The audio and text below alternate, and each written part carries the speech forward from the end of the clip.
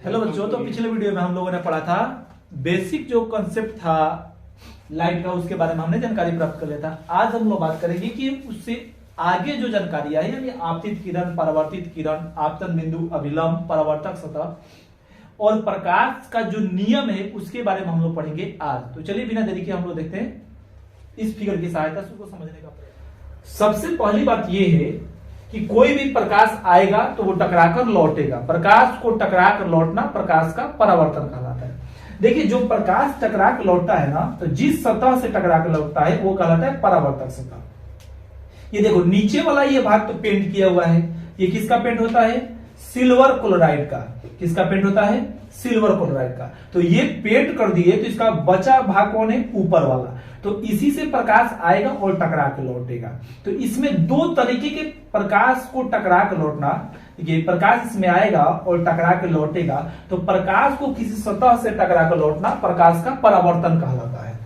तो देखिए, ये अगर सतह प्लेन है, एकदम समतल है, तो टकरा के लौटेगा तो एकदम एक निश्चित फॉर्म में लौटेगा। इसलिए इस तरह के परावर्तन को कहते हैं हम लोग नियमित परावर्तन। कौन सा परावर्तन? नियमित परावर्तन। लेकिन अगर सतह इसका समतल ना हो, इसका सतह वक्र हो, इसका सतह कैसा हो? उसका सतह वक्र हो, तो इसमें परावर्तन नियमित रूप से नहीं होगा। इसका परावर्तन नियमित रूप से नहीं होगा। इस तरह से परावर्तन होगा, यानी इस प्रकार के परावर्तन को कहते हैं अनियमित परावर्तन। यानी कहने का मतलब यह है कि प्रकाश को किसी वस्तु से टकरा कर लौटना प्रकाश का परावर्तन कहलाता है, और जिस सतह से प्रकाश टकरा कर लौटता है उस सतह को कहते हैं परावर्तक सतह। अगर सतह समतल है तो उसमें नियमित परावर्तन होगा, और अगर सतह समतल नहीं है तो उसमें अनियमित परावर्तन होगा। तो चलिए इसकी सहायता से हम लोग समझने का प्रयास करते हैं इसमें आपतित किरण, परावर्तित किरण के बारे में।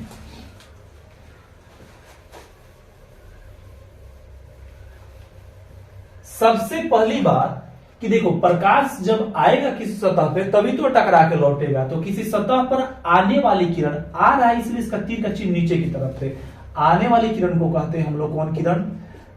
आपतित किरण। कोई बोले कि किसी सतह पर आने वाली किरण को कौन किरण कहते हैं? आपतित किरण। किसी सतह पर पड़ने वाली किरण को कौन किरण कहते हैं? आपतित किरण। आपतित किरण सतह के जिस बिंदु पर टकराएगा ना, इस बिंदु का कहते हैं हम लोग आपतन बिंदु। कौन सा बिंदु कहते हैं? आपतन बिंदु। जिस माध्यम से आया है और टकराकर उसी माध्यम में लौटने वाली किरण को कहते हैं परावर्तित किरण। कौन सा किरण कहेंगे? परावर्तित किरण।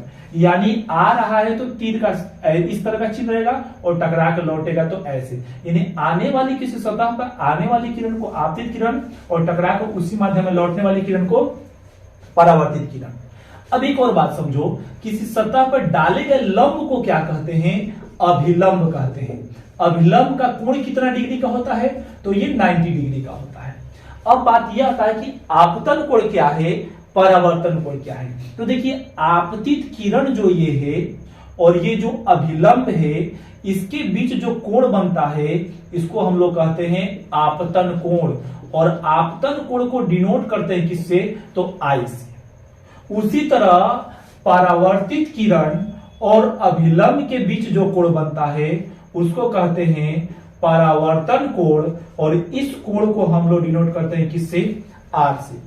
देखो, अभिलंब 90 डिग्री का कोण बना रहा है, इसका मतलब आपतित किरण और परावर्तित किरण के बीचों बीच होगा, यानी समद्विभाजित होगा। इसीलिए आपतन कोण जो आई होगा वो परावर्तन कोण आर के बराबर होगा। तो चलो इससे हम समझते हैं प्रकाश के परावर्तन के दोनों नियमों को। तो चलो हम लोग देखते हैं प्रकाश के परावर्तन के दोनों नियम। प्रकाश के परावर्तन के कितने नियम होते हैं? 2 नियम। इस फिगर की सहायता से हम लोग दोनों नियम को समझेंगे। सबसे पहला नियम क्या होता है प्रकाश के? बड़ा फेमस नियम है, लगभग हर बार इसको रिपीट कर ही देता है बिहार बोर्ड।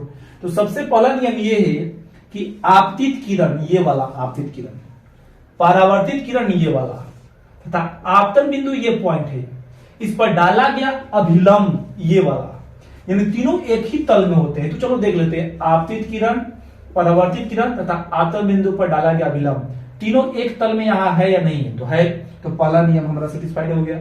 दूसरा नियम यह है कि आपतन कोण परावर्तन कोण के क्या होता है? बराबर होता है।